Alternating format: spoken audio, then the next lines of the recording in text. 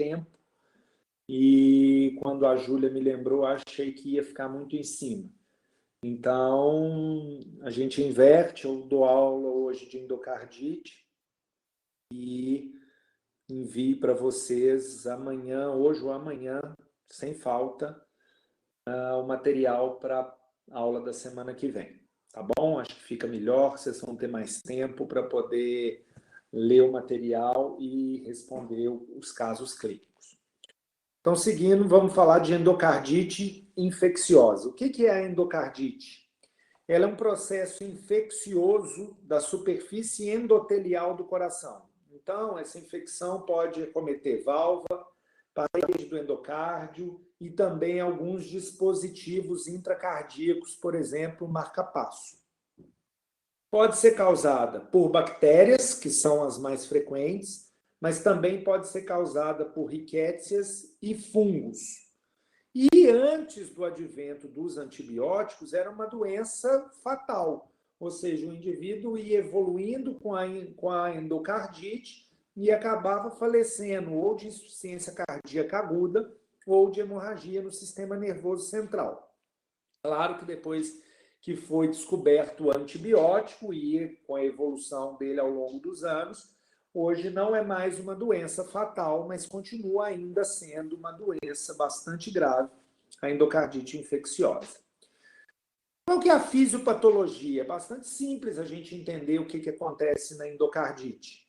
Primeiro, existe uma lesão do endotélio do coração, seja o endotélio que recobre as válvulas, seja o endotélio que recobre o próprio miocárdio, e a partir daí o que vai se formar quando há lesão endotelial? A gente vai formar primeiro um trombo, não é assim igual acontece na ruptura da placa aterosclerótica, não há formação do trombo. Então, quando há ruptura do endotélio, existe a formação de um trombo, que inicialmente é um trombo estéril, não tem nenhuma infecção, e aí aderência de plaquetas e fibrinas, ou seja, todo aquele processo de formação do trombo, e isso passa a ser chamado de vegetação, e cada vez mais vai depositando mais fibrina, mais plaquetas, e aí essa vegetação vai acontecendo. Num determinado momento, bactérias que possam circular na corrente sanguínea, elas vão se alojar nessa vegetação, que antes era estéril, mas passa a ser, então, uma vegetação infectada, ou por bactéria, ou por fungo, ou por rickétsia, e com isso vai havendo ali, naquele trombo, o crescimento e a proliferação dessas bactérias. Né? Então, a gente inicialmente tinha uma vegetação estéril, formada por um trombo, e a partir daí ocorre a deposição de bactérias e o crescimento delas. E essa vegetação, o que ela pode ocasionar? Ela pode embolizar, que é a grande preocupação, ou seja, ou toda a vegetação ou pedaços dessa vegetação podem se desprender e viajar pela corrente sanguínea.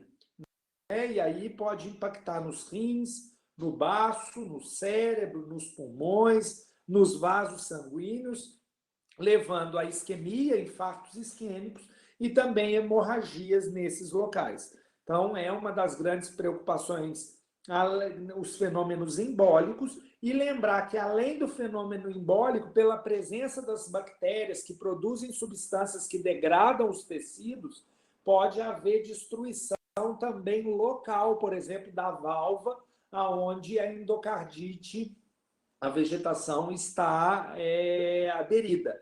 Então, pode haver, além da embolização, destruição local de estruturas, e tudo isso vai causar as complicações da endocardite.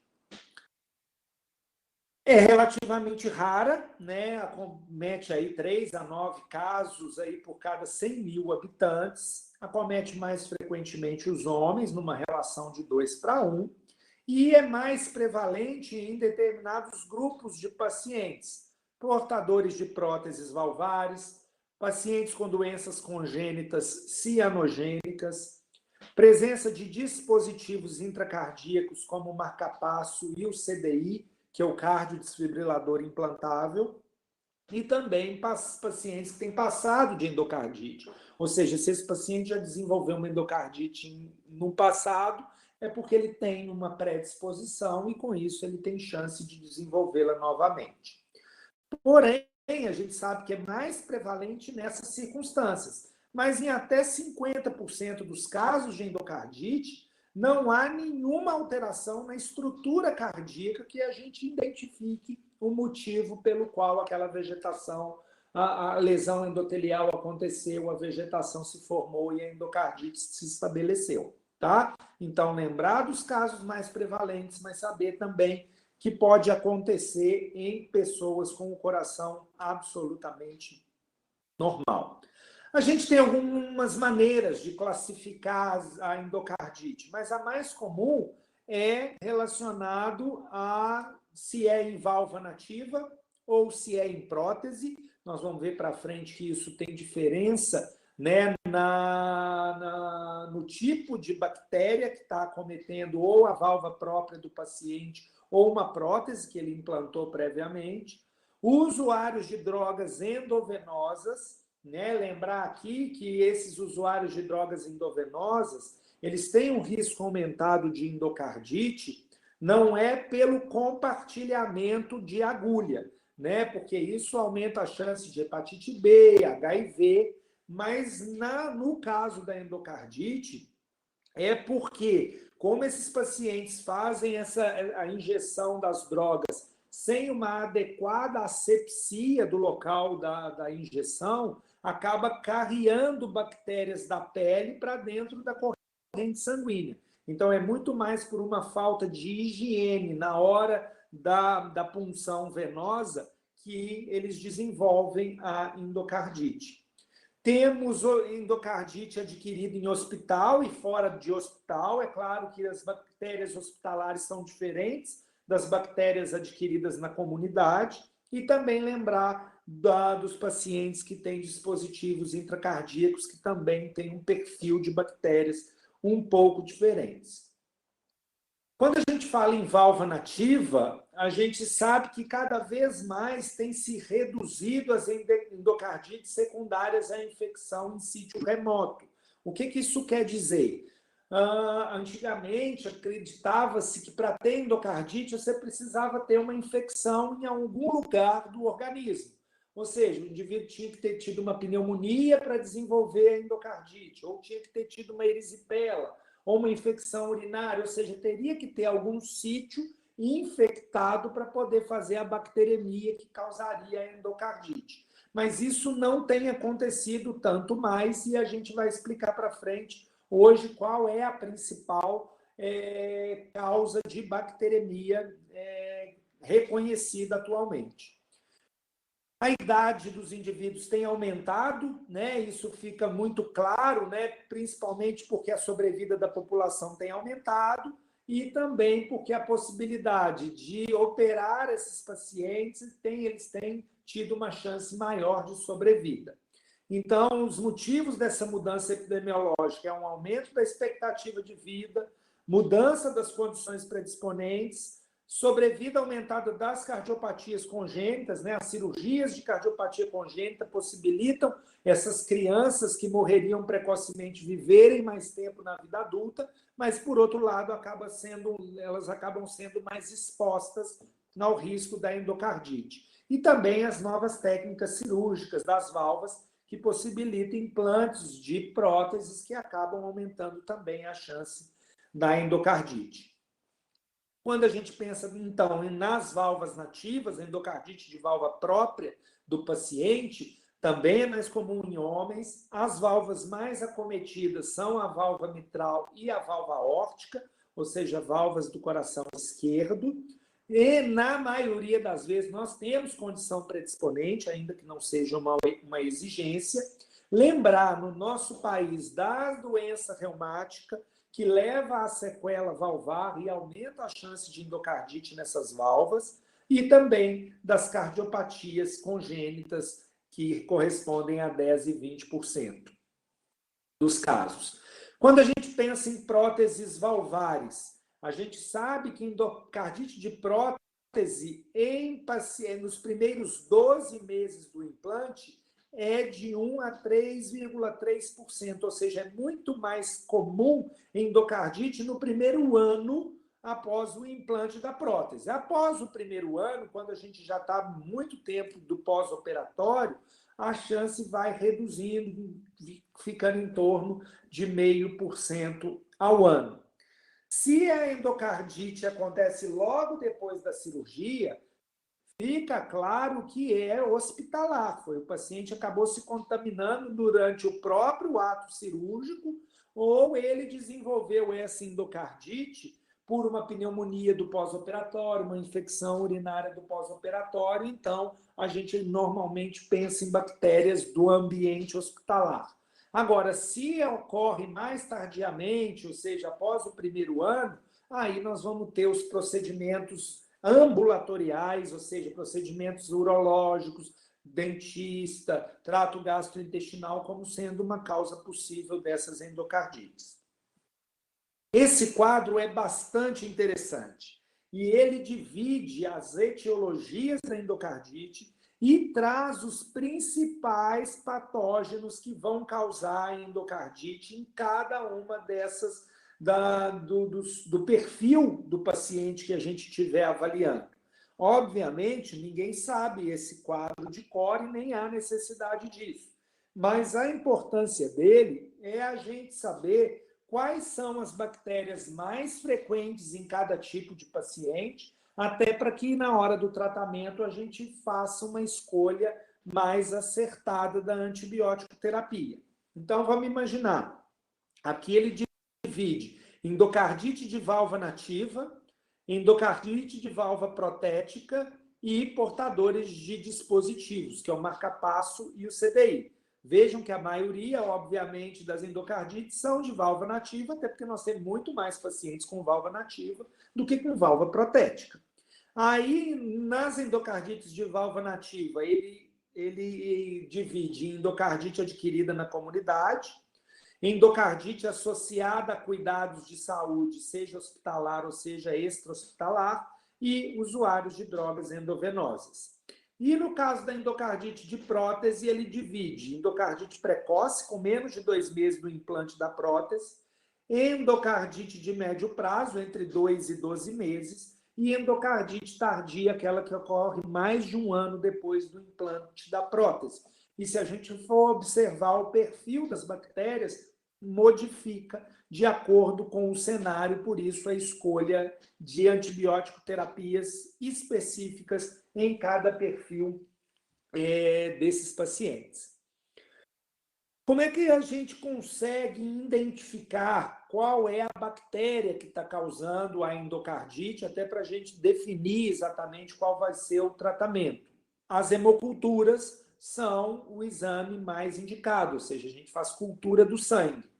Mas muitas vezes essas hemoculturas podem vir negativas. E por que isso acontece? Se o indivíduo fez um uso prévio de antibiótico, ou seja, ele começa com sintomas gerais, né, que a endocardite não tem sintomas iniciais muito específicos, então o paciente começa com uma febre baixa, uma dor no corpo, um mal-estar geral, uma adinamia, uma perda de apetite, enfim, e acaba procurando, às vezes, o postinho de saúde, a emergência, e ganha lá um antibiótico pensando em sinusite, amigdalite, pneumonia, infecção qualquer outra, e aí isso pode mascarar as hemoculturas, porque esses antibióticos passados para essas outras possibilidades de doenças, eles não vão curar a endocardite e vão mascarar as hemoculturas. Então, isso é um grande erro, a gente tratar inadequadamente sem ter certeza do que nós estamos tratando, porque a gente pode dificultar o diagnóstico da doença de base.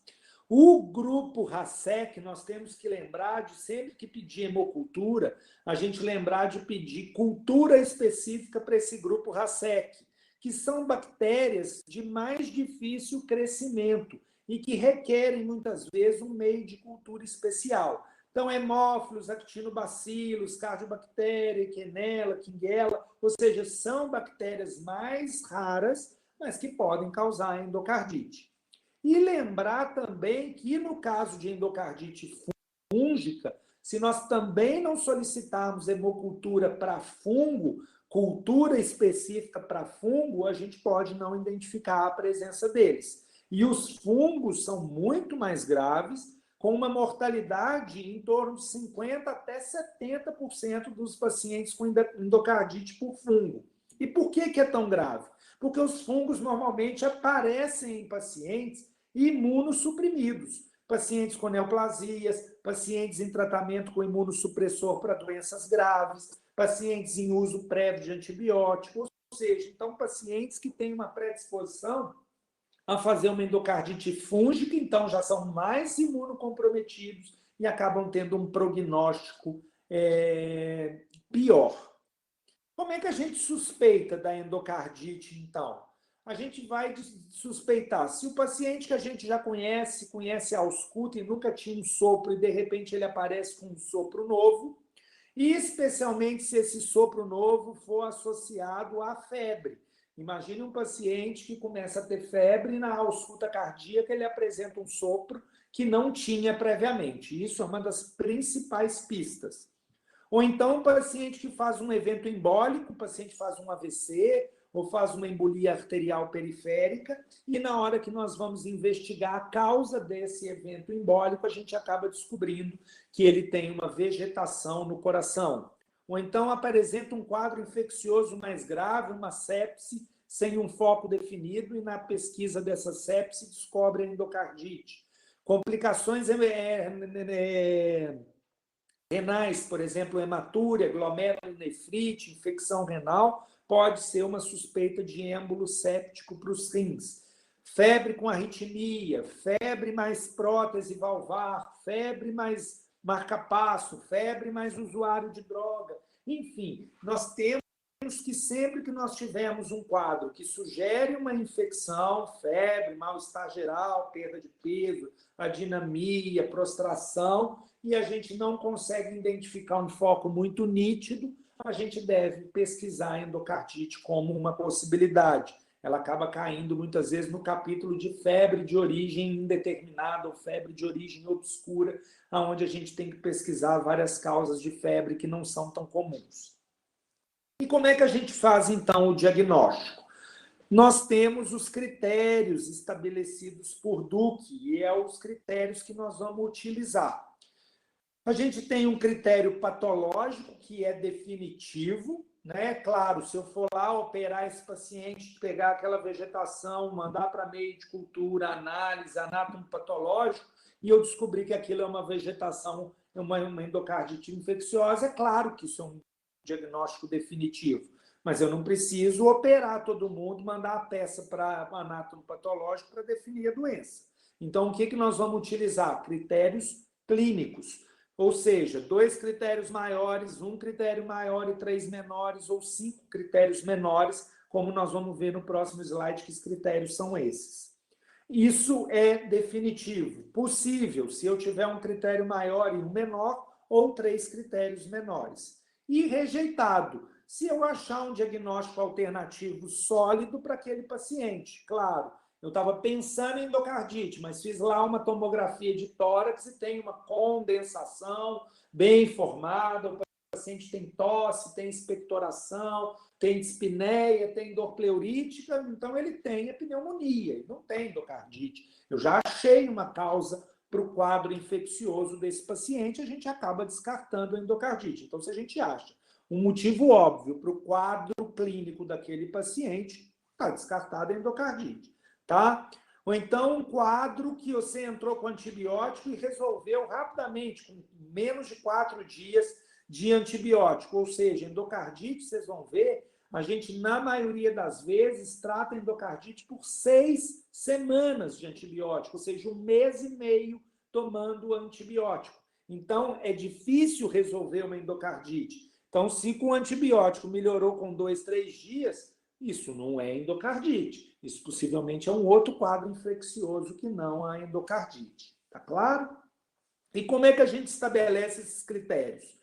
Os 2 critérios maiores que existem é uma hemocultura positiva para bactérias que são conhecidas em causar endocardite, e um ecocardiograma mostrando o envolvimento endocárdico, ou seja, mostrando a vegetação, uma massa cardíaca oscilante aderida ou valva, ou estrutura valvar, ou trajeto de jato, ou material implantado, seja prótese, seja marca-passo, ou seja, eu preciso ter o diagnóstico infeccioso através da hemocultura e tem que ter a identificação de imagem mostrando que o coração tem uma vegetação, tem uma estrutura aderida a alguma superfície cardíaca que justifique esse quadro. Então, se eu tiver esses dois critérios maiores, pronto, está fechado o diagnóstico. Mas se eu tiver apenas um desses critérios maiores,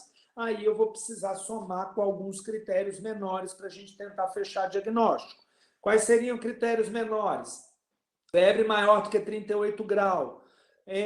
38 graus, predisposição, ou seja, usuário de droga, portador de marca-passo, portador de prótese. Então, ele tem uma predisposição cardíaca para endocardite. Fenômenos vasculares, embolia de grande artéria, infarto pulmonar, hemorragia intracraniana. Fenômenos imunitários, uma glomerulonefrite, nódulo de Osler, manchas de Roux. Nós vamos ver quais são essas alterações imunológicas causadas pela endocardite.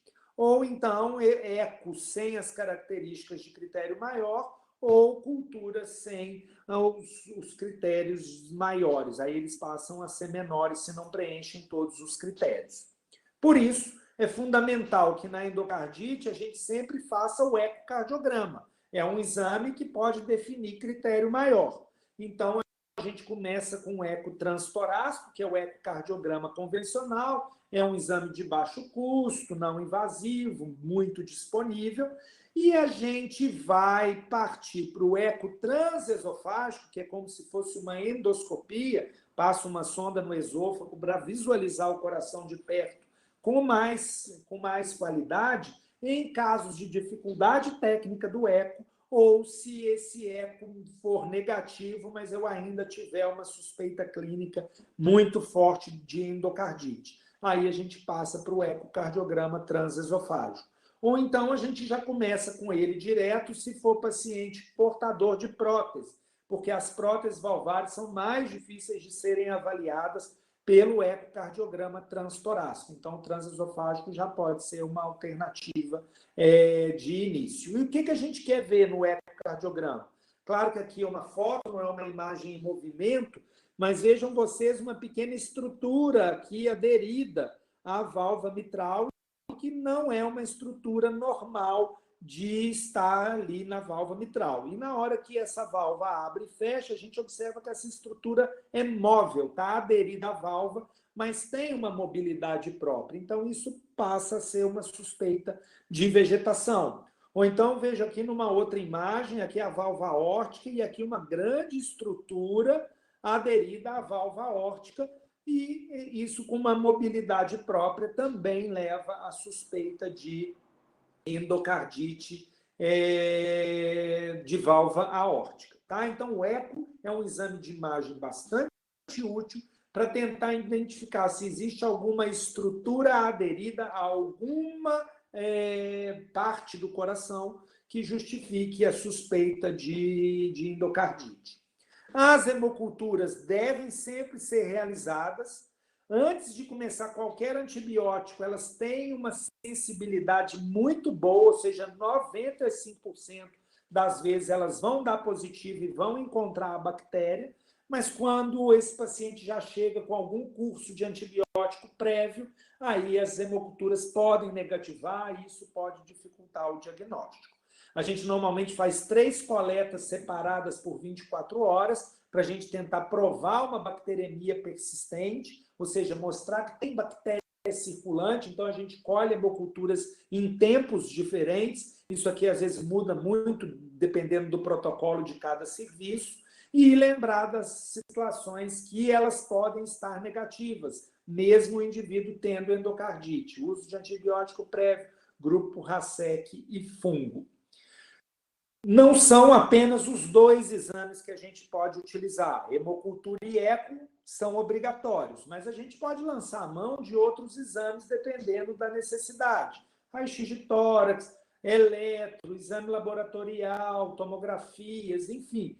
Se a gente suspeitar que tem alguma outra possibilidade de infecção, até para tentar descartar. Né? Então, igual eu falei com você, está lá o paciente com febre, ele tem sopro, ele tem marca-passo, mas ele também tem tosse, tem expectoração, tem dor no peito, eu faço raio-x, está lá uma baita de uma consolidação. Bom, ele tem sopro, mas ele pode ter sopro por outros motivos.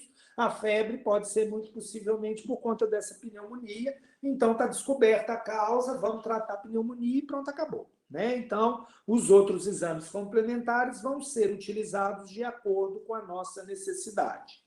Durante a avaliação clínica, lembrar desses critérios menores, que são nódulo de Osler, esses nomes e essas alterações imunológicas costumam cair muito em prova de residência, em prova de concurso, né, porque são critérios para diagnóstico de endocardite. Então, o que são os nódulos de Osler? São os nódulos intradérmicos, dolorosos, que acomete normalmente as polpas digitais e palma de mão. Tá? Então, lembrar que isso pode ser indício de endocardite. Temos as lesões de Janeway, lesões eritematosas ou hemorrágicas, indolores nas regiões palmares e plantares, ou seja, vejam essas manchas hemorrágicas na palma da mão, na planta dos pés, isso faz também lembrar de endocardite. Se fizer o fundo de olho, lesões hemorrágicas retinianas com lesão, com palidez central. Também é fenômeno imunológico da endocardite e chamam manchas de Roux. Então, fundo de olho é um exame importante para ser feito nos pacientes com suspeita de endocardite. Algumas hemorragias subungueais, ou seja, lesões lineares embaixo das unhas, como vocês podem perceber aqui nessa imagem. E, além disso, petequias, né, que também podem ser encontradas nesses pacientes. Então, um exame físico bem feito, que explora o organismo, que olha as mãos, olha os pés, faz um fundo de olho, examina o paciente como um todo, fazendo simplesmente uma ectoscopia, pode trazer informações importantes durante a endocardite. Então, como é que a gente segue? Se a gente tivesse que fazer um fluxograma do atendimento da endocardite, tudo começa com uma suspeita, né? E essa suspeita surge baseada numa anamnese, num exame físico ou em alguns exames subsidiários. A gente vai coletar hemoculturas, né? Porque a gente precisa delas como critério. E se a suspeita for forte, a gente já pode iniciar o antibiótico mesmo antes do resultado da cultura. Por que isso? Porque as culturas, as hemoculturas, elas costumam demorar muito, às vezes até 7 dias, para que haja crescimento e para que o laboratório libere o resultado.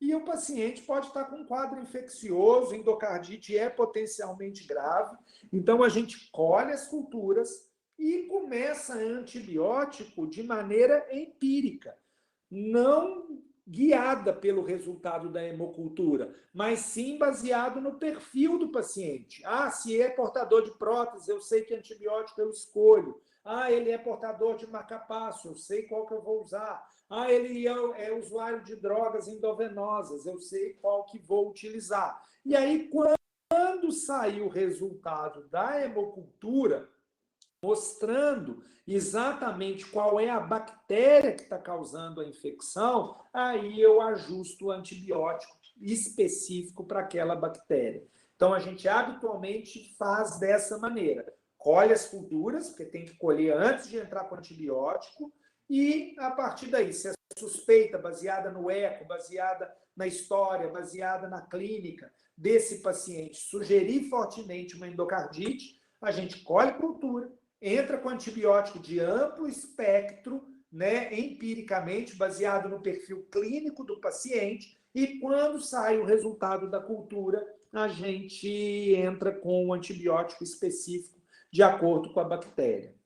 Com isso, o tratamento da endocardite sempre vai ser baseado no perfil que o paciente apresenta e também baseado na bactéria que cresceu na cultura. Ninguém sabe tratamento de endocardite de cor. A gente sempre vai ter que recorrer às tabelas para a gente verificar qual é o perfil de bactérias, qual o esquema antibiótico mais adequado para a gente fazer um tratamento correto. Então, vamos lá. Eu fui lá na tabela, lá na diretriz de endocardite e vejo o seguinte: tratamento inicial antes ou sem a identificação do patógeno. E aí eu sei que esse meu paciente é portador de válvula nativa. Aí ele me dá essa opção de antibiótico terapia. Mas vejam vocês que sempre por 4 a 6 semanas, 1 mês a 1 mês e meio de tratamento com antibiótico terapia, que na maioria das vezes são antibióticos endovenosos. Esses pacientes precisam ficar internados durante 1 mês e meio no hospital tomando antibiótico.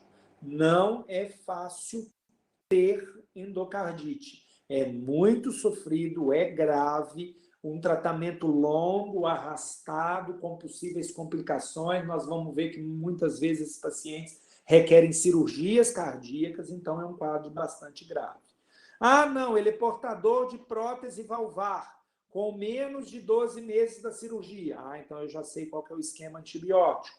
Ou então, não, já sei, saiu a cultura e mostra que é Staphylococcus. Aí eu vou ver, é válvula nativa? Então eu vou dar esse esquema. É prótese valvar? Eu vou dar esse esquema.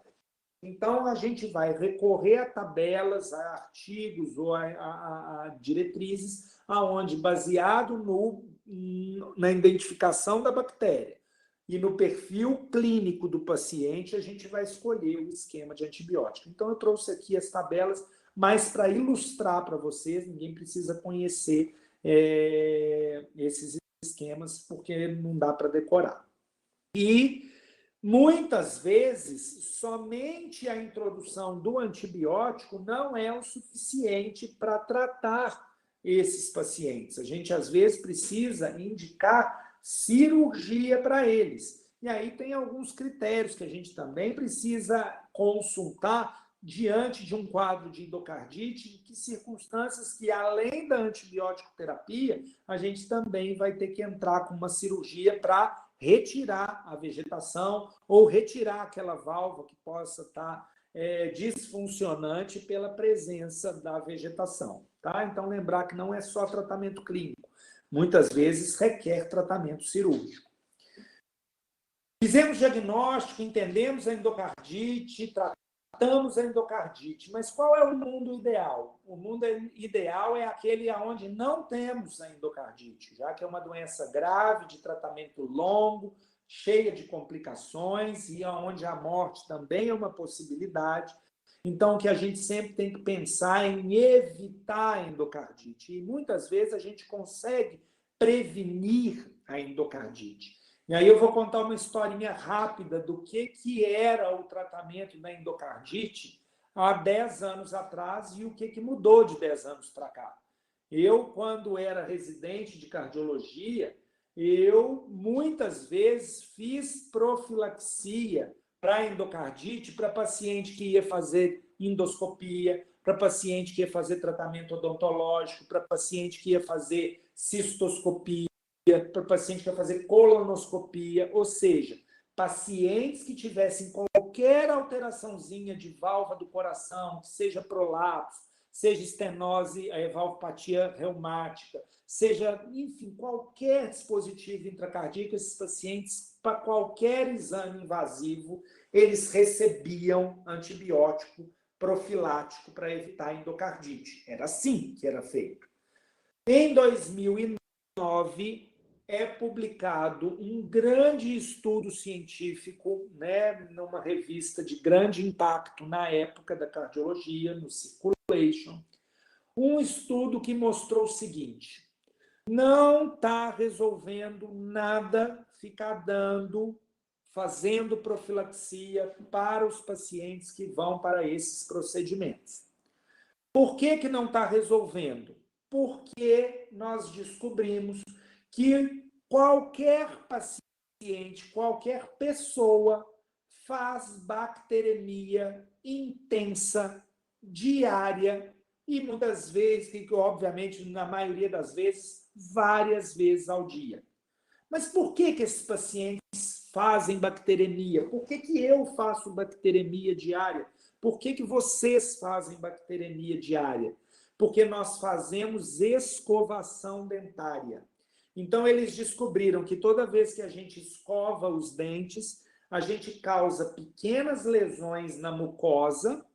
Quando a gente passa o fio dental, quando a gente escova o dente, a gente provoca microlesões na mucosa oral, e as bactérias da cavidade oral, que são muitas e muito frequentes, elas acabam caindo na corrente sanguínea e causando circulação bacteriana. E viram que os pacientes muitas vezes desenvolvem endocardite, não porque fizeram algum procedimento invasivo, mas sim porque escovaram os dentes, bactérias caíram na corrente sanguínea e alojaram lá num trombo, numa vegetação estéril que tinham lá aderido ao coração. A partir daí, muda-se completamente o conceito da profilaxia. E viram, então, que o grande vilão é a cavidade oral. Não é o intestino, quando se faz uma colonoscopia, não é o esôfago, o estômago, quando faz endoscopia, não é a bexiga, quando faz cistoscopia. Então, acabou a profilaxia para todos esses procedimentos. Permaneceu apenas a profilaxia para tratamentos odontológicos e para pacientes de alto risco de desenvolver endocardite. Por quê? Porque os de baixo risco estão e vão estar sempre expostos a bacteremias das escovações dentárias diárias. Tá? Então, não justifica a gente fazer profilaxia para fazer procedimentos em pacientes menos suscetíveis a desenvolver endocardite. E aí, que grupo de pacientes ainda merecem profilaxia quando forem realizar procedimentos odontológicos? Prótese cardíaca valvar, quem tem prótese, toda vez que for fazer tratamento dentário, precisa de profilaxia. Paciente que já tem alguma valvopatia corrigida com material protético, passado de endocardite, valvopatia adquirida em transplantado cardíaco e cardiopatias congênitas cianogênicas, corrigida ou não corrigida. Então, ficou um grupo restrito de, basicamente, pacientes realmente cardiopatas. É quem já trocou uma válvula, é quem já teve endocardite ou quem já teve uma doença, uma cardiopatia congênita. Então, esses pacientes é que nós vamos ter que ficar alerta para, quando forem fazer tratamentos odontológicos, receberem a profilaxia. E qual tratamento odontológico? Não é qualquer tratamento odontológico. Por exemplo, eles colocam que tratamentos mais simples não causam bacteremia intensa. Então, se for fazer uma limpeza, se for colocar um aparelho, enfim, uma coisa mais simples não é necessária. Agora, se for fazer uma extração dentária, implante dentário, cirurgias mais invasivas, mais cruentas, aí esses pacientes merecem receber a profilaxia. E como é feita essa profilaxia, que é recomendada apenas para procedimentos odontológicos? Esse paciente vai tomar o quê? Amoxicilina, 2 gramas, 60 minutos antes do procedimento. Então, esse é o tratamento padrão. O paciente toma, aqui no Brasil, a amoxicilina é de 500 miligramas, então ele toma 4 comprimidos 1 hora antes do procedimento odontológico, e com isso nós vamos estar protegendo esses pacientes de desenvolver endocardite. Ah, Daniel, você está falando então que a escovação pode aumentar a chance de bacteremia. E como é que a gente faz com esses pacientes no dia a dia? Nada, conta com a sorte. Eles têm uma predisposição, eles vão ter que escovar os dentes diariamente e eles estão constantemente submetidos ao risco de fazer uma endocardite, né? E às vezes a gente não tem muito como evitar isso. O que nós devemos aconselhar esses pacientes? Sempre manter uma boa higiene oral e um bom cuidado odontológico, ou seja, a gente diminui as bactérias que colonizam a cavidade oral quando a gente tem uma escovação diária bem feita, quando nós não temos gengivite, quando não tem nenhum dente, né, ali condenado, que aumenta risco de infecção. Então, manter um controle odontológico regular, frequente, para manter uma boa saúde bucal, é uma maneira da gente evitar uma supercolonização de bactérias na cavidade oral e o aumento da translocação dessas bactérias para a corrente sanguínea durante a escovação. Muito bem, era isso. Dúvidas agora? Todo mundo tão calado? Dúvidas sobre endocardite? É simples, né? Acho que é simples também o entendimento da fisiopatologia, como se dá o desenvolvimento da endocardite e os cuidados, né? Depois para fazer o diagnóstico e o tratamento. Vamos lá, tranquilo? Tudo certo, pessoal? Beleza. Então, prometo, hoje e amanhã, mando para vocês o material para a gente fazer a próxima aula, porque a próxima aula eu quero vocês muito mais participativos. Eu vou ficar só no tira dúvidas, mas eu quero vocês respondendo e aí eu vou chamá-los para que a gente participe e consiga ter um proveito maior na aula. Beleza?